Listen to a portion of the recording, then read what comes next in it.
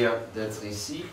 Amen. Pour votre participation, on a chanté de la gloire, de l'espoir que nous avons en Jésus-Christ. On va voir cette notion de garder l'espoir, de garder cette notion d'obéissance malgré nos circonstances. Aujourd'hui, dans notre passage d'Amos, donc si vous avez vos Bibles, je vous invite à chercher et trouver Amos, chapitre 7. On va terminer le 7e chapitre aujourd'hui, dans notre série simple. Alors, maintenant, vous connaissez un peu pourquoi ça s'appelle simple. C'est parce que Amos, c'était un homme très simple. C'était, au début, je disais qu'il n'était qu'un berger. On verra dans notre passage, il était aussi agriculteur, mais tout ça pour dire, il était juste quelqu'un pas trop prétentieux, pas quelqu'un très très formé, il était juste obéissant, prêt à écouter et d'agir parce que Dieu a dit go. Et donc, il était un homme tout simple, avec un message simple. On l'a vu à plusieurs reprises, le message tournait autour de l'importance de la repentance. Vous êtes loin de Dieu, vous avez mal agi, revenez à Dieu. Donc, ce message très très ancien, mais très applicable toujours aujourd'hui. Alors, quand j'étais petit, quand j'étais gosse, un des personnages fictifs qui faisait rêver, c'était Robin des Bois. Oh, mais quelle vie d'aventure qu'il avait!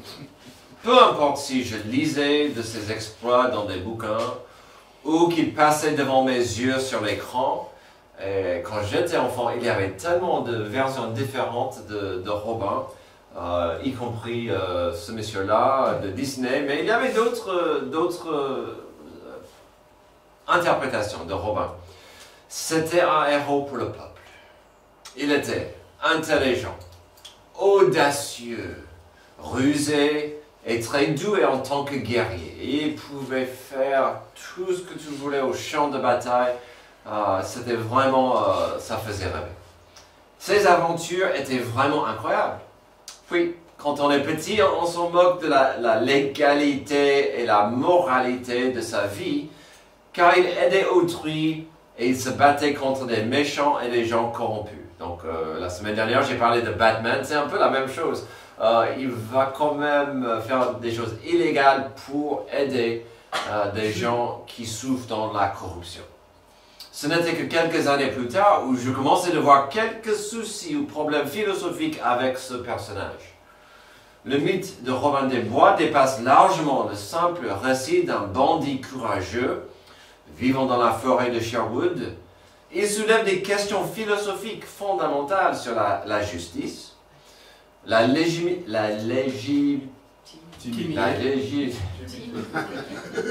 du pouvoir, merci, la moralité et le rôle de la loi dans la société. Oh, ça va me gêner. La légitimité, voilà. Amen. À travers ses aventures, je suis têtu parfois, à travers ses aventures, Robin des Bois devient une figure symbolique de la résistance morale face à l'injustice institutionnalisée. Oh, j'ai choisi des grands mots. Sans ruiner une histoire amusante et légère, il est vrai que le mythe de Robin des Bois nous invite à réfléchir sur la nature même de la justice. Est-elle la justice définie par la loi ou par la morale? L'obéissance à la loi est-elle toujours un devoir? Il y a certains qui disent, mince, on peut apprendre ça de Robin des Bois? Je vois que des flèches qui passaient en l'air. Jusqu'où peut-on aller pour corriger une injustice? Qu'en est-il de la loyauté vis-à-vis de l'obéissance et son comportement? Est-ce que je dois rester loyal à qui en fait?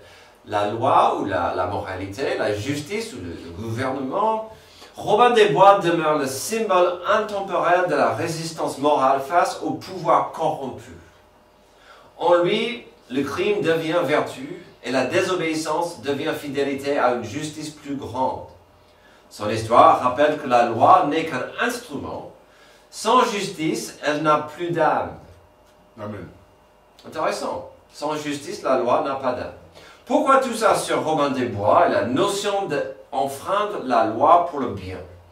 Pourquoi tout ça sur Robin et la notion de l'allégeance envers une autorité? Même si ça veut dire qu'on devient un criminel envers une autre. Que ce soit Robin des Bois ou notre héros Amos, on va regarder quelques idées dures aujourd'hui sur l'allégeance, la loyauté envers l'autorité. Car Amos avait l'autorité de Dieu. Dieu a dit, va prêcher contre plusieurs peuples et les crimes qu'ils ont faits. Mais ça impliquait aussi des messages contre le roi du peuple et le gouvernement. Et donc, il a dit, je resterai loyal à Dieu, même si je pourrais offenser les autorités du peuple. Et donc, on verra ce conflit flagrant aujourd'hui. Notre passage nous enseignera que la fidélité à la parole de Dieu aura des effets. J'espère que vous, en tant que disciples de Jésus, vous comprenez ça.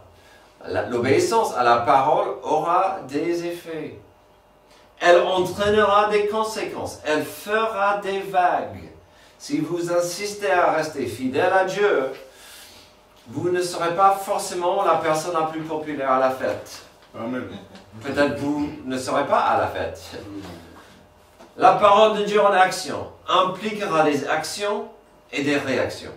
Elle demandera une loyauté ou au moins une mise en cause de votre loyauté. Découvrirons encore quelques vérités sur la puissance de la parole de Dieu, des vérités qui restent inchangées depuis 3000 ans. Si le monde autour de nous a besoin de la parole de Dieu, et le monde autour de nous a besoin de la parole de Dieu, sommes-nous prêts à la partager? Est-ce que vous êtes prêts à partager la parole de Dieu? Car le monde autour de vous a besoin de cette parole. Si tel est le cas, comprenez que la parole de Dieu rend certains gens méfiants. Verset 10. Alors Amathia, prêtre de Bethel, fit dire à Jéroboam, le roi d'Israël, Amos conspire contre toi, au milieu de la communauté d'Israël. Le pays ne peut pas supporter toutes ces paroles. En effet, voici ce que dit Amos, Jéroboam mourra par l'épée, et Israël sera exilé loin de son pays. Alors, il y a plusieurs choses intéressantes ici. Il y a pas mal de détails à saisir. Commençons avec l'importance que pour la première fois en 7 chapitres, nous avons une interaction entre des gens. Nous avons une discussion.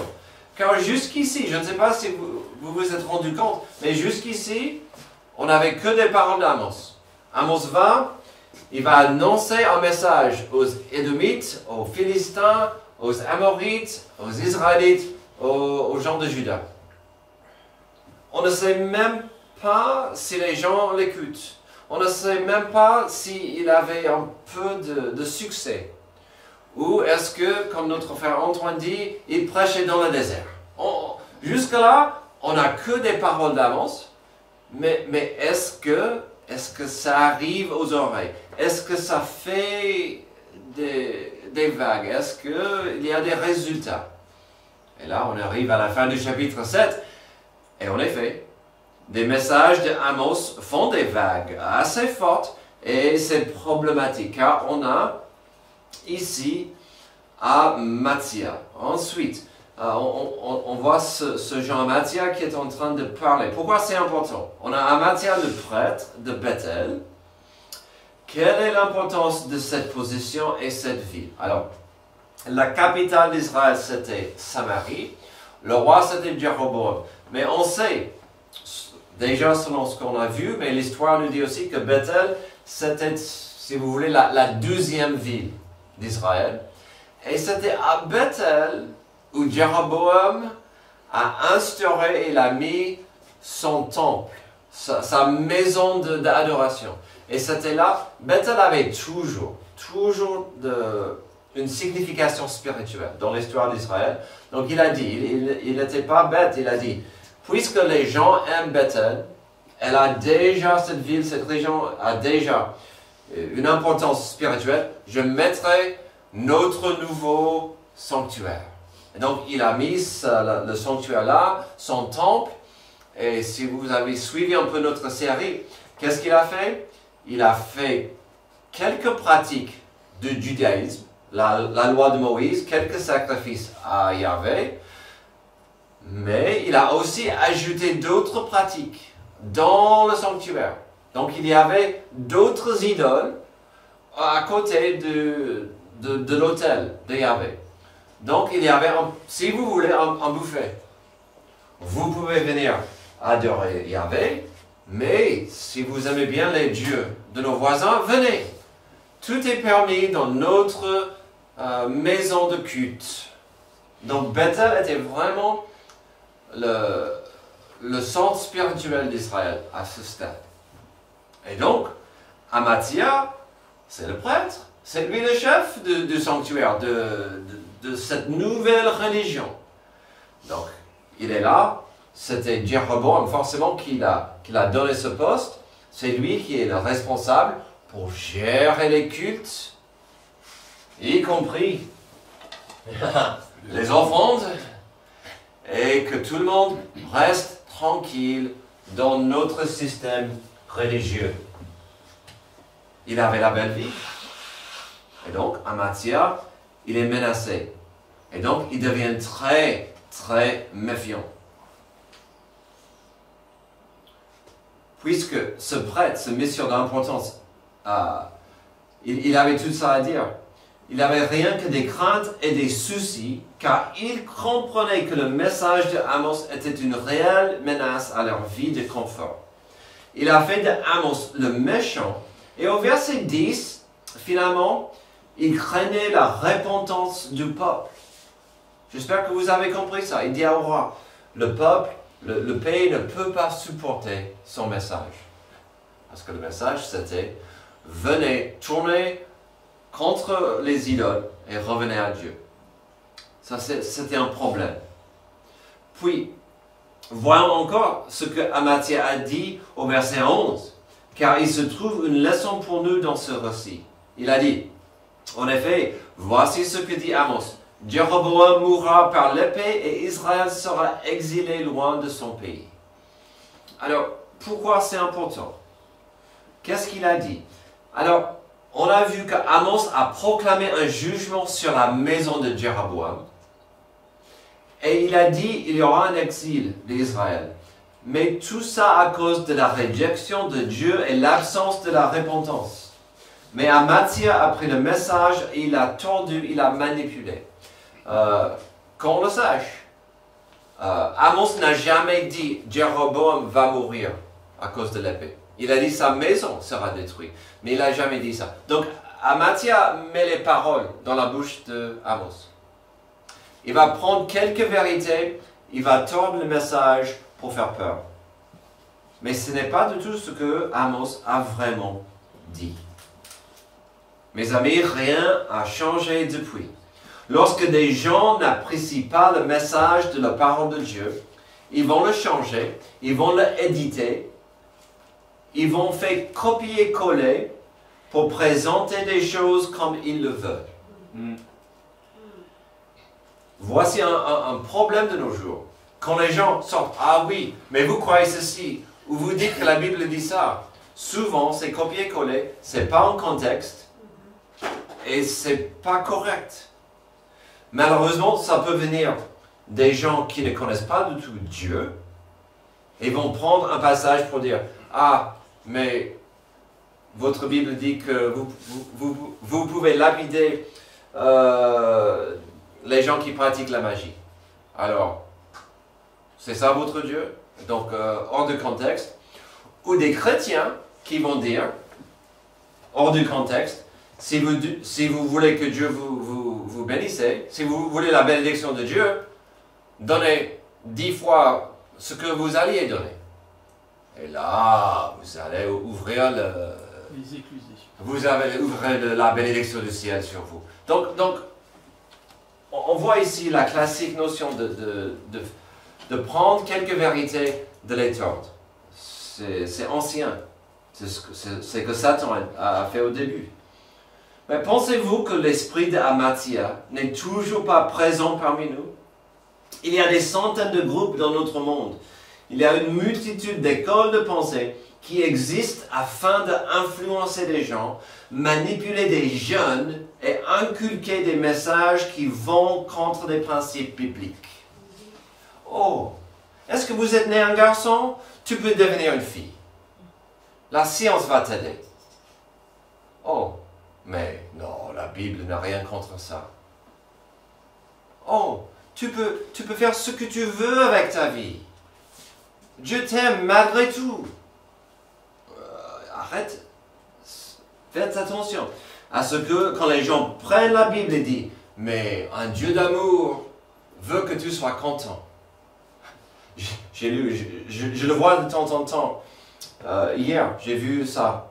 Mesdames, Dieu va jamais t'envoyer un homme qui appartient déjà à une femme.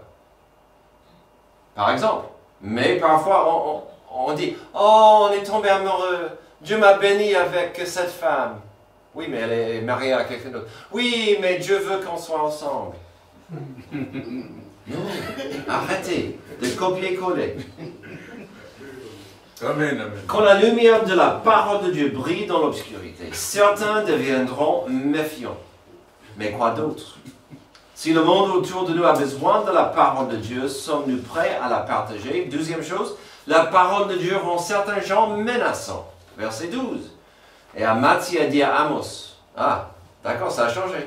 Il parlait au roi, maintenant il tourne, il va vers Amos. Visionnaire, va-t'en, fuis dans le pays de Juda, mange-y ton pain, et là tu prophétiseras. Mais tu ne continues pas à prophétiser à Bethel, car c'est un sanctuaire du roi, c'est une maison royale. Amathia est allé se plaindre au roi. Il en est reparti enhardi, encouragé et fortifié après son discours avec Jéroboam. Son message à Amos contient 3 parties importantes. D'abord, il ne l'appelle pas prophète. Amathia ne reconnaîtrait pas ni ne honorera pas Amos en tant qu'homme de Dieu. Il dit, toi qui fais des rêves. Toi qui fais des rêves et puis ouvre ta bouche. Il ne dit pas, tu es prophète. Pour lui, Amos est simplement un mec qui fait des rêves, puis on parle avec la grande bouche. Donc au début du message, le message est clair. Tu n'es qu'un rêveur, tu ne mérites pas toute cette attention que tu réclames. Donne-moi ton CV, rêveur. T'es qui toi? Je fais des rêves moi aussi. Est-ce que je suis prophète? Alors, ça c'est la première chose. Deuxième chose est aussi fascinante. Amathia dit plus que 20 ans. Il fait un petit rappel des origines d'Amos. Hey mec, t'es loin de chez toi, hein? J'espère que tu as vu ça. Je vous rappelle, Amos venait de Juda au sud. Mais la plupart de son ministère, Dieu l'a appelé au nord, aux 10 tribus d'Israël. Donc il était loin de chez lui. Et Amathia veut bien le rappeler. Hey mec, ici c'est Israël. Tu viens de Juda. Tu rentres. Tu veux parler de Dieu? Tu veux prophétiser? Rentre. On n'a pas besoin de toi ici. Va au sud.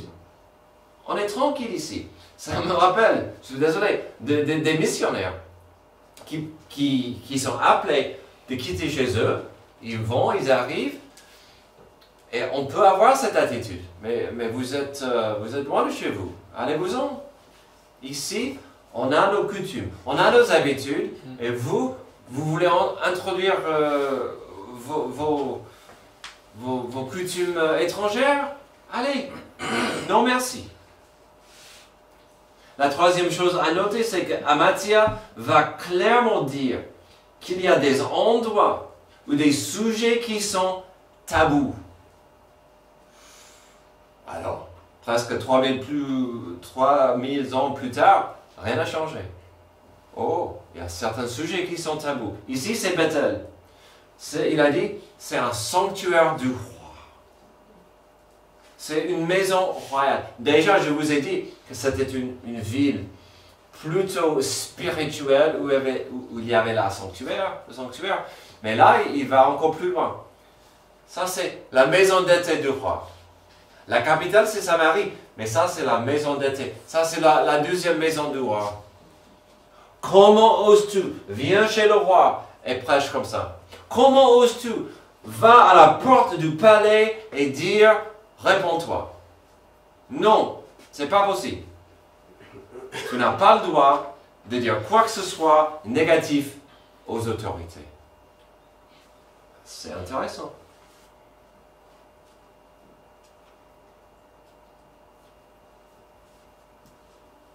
Et puis, si tu veux prêcher, et rien n'a changé, prêcher sur l'amour, sur la paix, l'entraide, mais éviter des messages du péché. Ah, on entend ça souvent. Oui, prêchez des jolies choses, mais restez tranquille. N'offense personne avec tes prédications. Quand les gens de pouvoir et d'influence commencent à devenir mal à l'aise à cause de la vérité, ils peuvent vite commencer à crier fortement. Et le message destiné à Amos était clair. Si tu veux prêcher, si tu veux condamner et annoncer quoi que ce soit, fais ça ailleurs. Puis ne surtout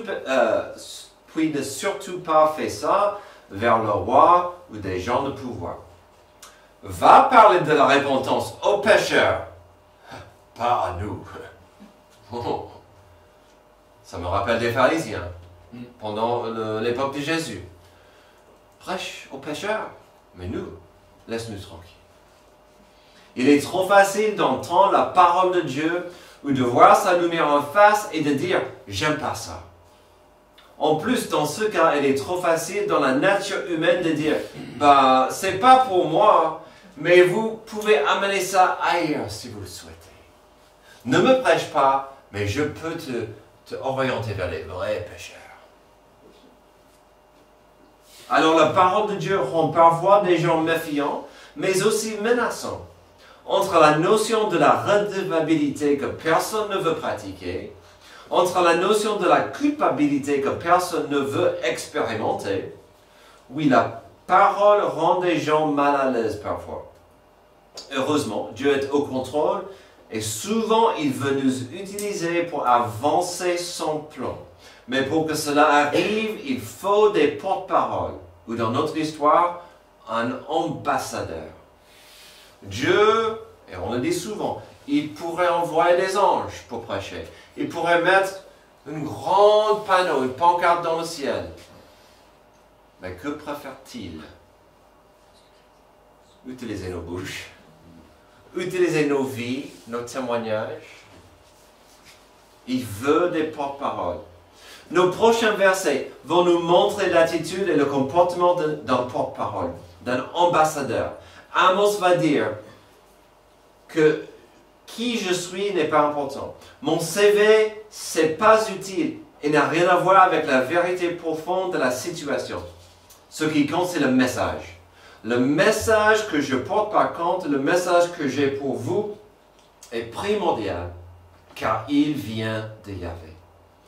La parole de Dieu rend certains gens méfiants, aussi menaçants. Finalement, nous trouverons l'autre côté de la formule. Que pourrait la parole de Dieu faire pour ses serviteurs? La parole de Dieu rend certains gens ambassadeurs. Verset 14. Amos répondit à Amathia, « Je ne suis pas prophète, ni fils de prophète, mais je suis berger et je cultive des sycomores. L'Éternel m'a pris derrière le troupeau et c'est lui qui m'a dit, va prophétiser à mon peuple Israël. » J'aime bien la réponse d'Amos, c'est fascinante et franchement réconfortant. Mais d'abord, voyons le sens d'un ambassadeur. Selon la Russe, un ambassadeur est ceci.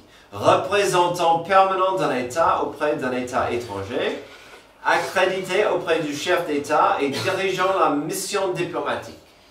C'est la bouche d'une autorité. Représentant personnel du chef de l'État pour un temps limité ou une mission donnée dans plusieurs pays. Et donc, un ambassadeur représente une autorité plus grande que lui. En soi, il n'aura aucune autorité, Mais il revêt une importance capitale car c'est le représentant officiel d'un président ou un roi. Toutes les années que je vais au consulat américain, je n'ai jamais vu l'ambassadeur. C'est pas grave. C'est pas son rôle de passer parmi les gens qui sont là. Si je le vois, j'imagine, il sera entouré, ou elle, parfois, entouré par des gardes-corps, un peu de sécurité. Pour y entrer, c'est pas facile. Pourquoi? Parce que ça revêt l'autorité d'un pays. C'est la même chose ici. Voici comment Amos commence sa défense. Qui suis-je? Je ne suis personne. Je ne suis un simple agriculteur et un berger. Si vous n'aimez pas mes paroles et mon message, sachez que ce ne sont pas mes paroles ni mon message. J'aime bien son attitude. Je suis personne. Je vous ai transmis simplement un message de Dieu vivant. Alors, le qui suis-je contient pas mal de significations. Au niveau personnel, Amos est en train de dire, je suis un homme tout simple, je suis humble. Dans l'humilité, je suis juste une simple personne sans importance. Au niveau personnel. Au niveau professionnel, quand même, il expliquait qu'il avait une redevabilité. Comment je pourrais oser me taire? Je ne pourrais pas dire rien, car Dieu m'a donné mon message. Je ne peux pas rester chez moi sans rien dire, car mon message vient de Dieu. Et que vaut un message s'il reste pas prononcé? Que vaut un cadeau s'il reste dans sa boîte? C'est pareil pour Amos. Il avait ce message, il devait le partager. Mais si je suis l'ambassadeur de Dieu pour Israël, il faut faire attention à ce que Dieu a pour vous. Et Amos continue avec des prophéties. Très directes, très personnelles, très inquiétantes. Car Amos maintenant aura un message même pour Amathia. Alors, j'aime pas ce passage, c'est dur. Mais, en même temps, il fallait qu'Amathia et les autorités entendent. Écoute maintenant la parole de l'Éternel. 3. Qui dit, ne prophétise pas contre Israël et ne parle pas contre la famille d'Isaac. À cause de cela, voici ce que dit l'Éternel. Ta femme se prostituera dans la ville, tes fils et tes filles tomberont par l'épée, ton champ sera partagé au ruban à mesurer. Toi, tu mourras sur une terre impure et Israël sera exilé loin de son pays. Amathia représente bien Israël, qui était à l'aise, qui vivait dans la prospérité, dans la paix, dans la puissance. Et Dieu dit à Amathia, mec, tout ce que tu trouves précieux, je vais enlever. Et je te exile en tant qu'esclave avec rien. Il parlait à Amathia, mais c'est une belle image de ce que Israël devait subir. À la fois, Amos décrit des niveaux de perte pénibles et horrifiques. C'est-à-dire tout ce que Amathia tenait à cœur allait être enlevé brutalement. À la fois, ce que Amos décrit correspond avec précision ce que Dieu promettait allait venir à Israël. Si vous voulez, nous avons un affrontement de deux porte-paroles. L'un dit, dans le nom de mon roi et selon son autorité, je te ordonne de te taire et de va-t'en. Tandis que l'autre dit, dans le nom du roi.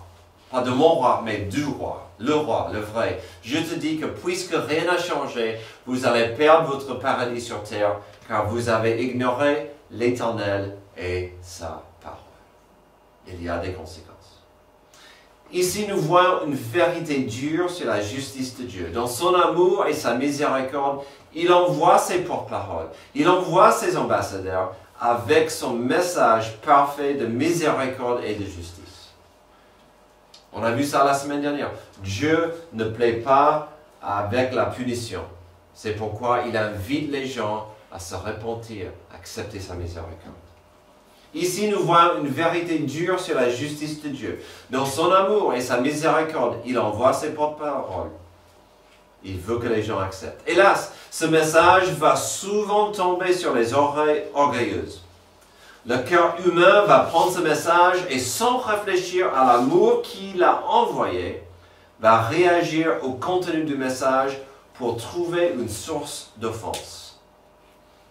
Et vous savez que rien n'a changé depuis. Je ne suis pas un fan de la notion d'aller dans le métro pour crier aux gens qui sont pécheurs, qui vont en enfer s'ils n'acceptent pas Jésus comme sauveur. Le message en soi n'est pas faux, même si cette méthode de présentation n'est pas toujours sage ni efficace.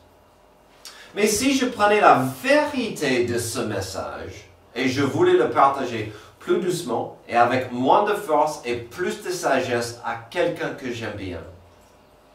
Selon la personne, selon mes auditeurs, je pourrais toujours avoir cette même réaction.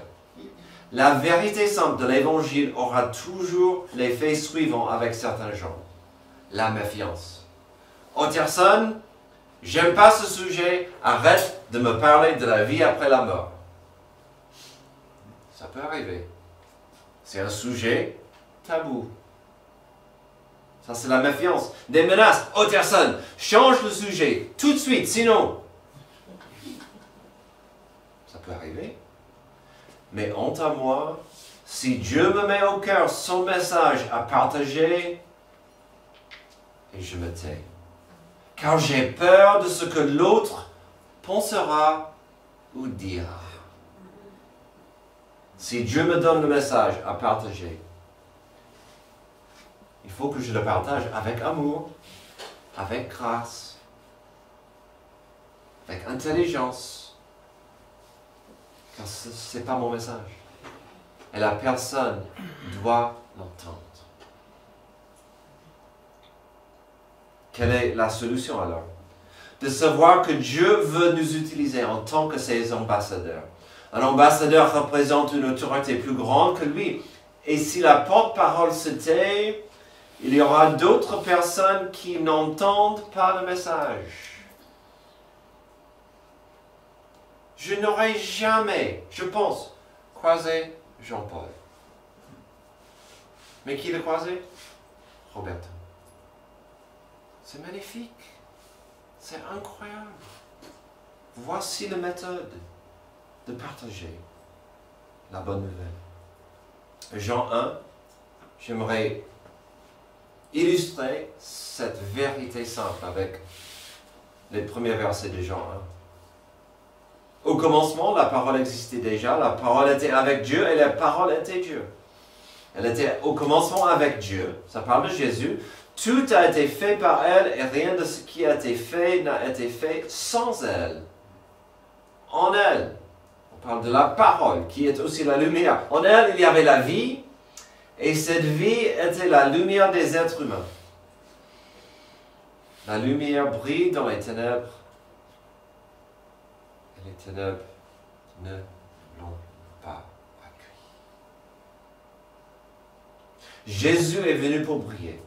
Est-ce que ça veut dire que tout le monde voulait de son message? Non. Mais en même temps, cette parole lumineuse est venue pour changer, même sauver le monde, et on en fait partie. Je suis ravi de pouvoir dire, la lumière de la parole de Dieu m'a sauvé. Amen. Comment me taire? Comment cacher cette lumière? Vous, mes amis, vous êtes le sel de la terre. Le sel parfois donne une sensation de douleur à une plaie ou à une infection, mais il a le pouvoir de la nettoyer. Vous êtes la lumière du monde. La lumière a la capacité de faire peur au mal, certes, mais en même temps, la lumière peut aussi sauver ceux qui sont perdus. Le choix, c'est à vous. Que ferez-vous avec la lumière? La parole vivante de Dieu aujourd'hui. Est-ce que vous allez briller ou cacher cette lumière? Amen. Merci Dieu pour ce passage qui nous rappelle de l'importance de partager. la parole, de ne pas avoir peur des gens qui s'opposent à toi. Aide-nous à être fortifiés, courageux, au moins pour vivre pour toi, et d'ouvrir la bouche quand tu nous donnes le message. On n'est pas appelé à crier du toit de la maison. Okay? On est appelé à partager la lumière de ton salut. Aide-nous à chercher ta volonté, ton amour, et de vivre cette vérité autour de nous. C'est dans le nom de Jésus que j'ai prié. Amen. Vous l'avez-vous pour notre dernière chant?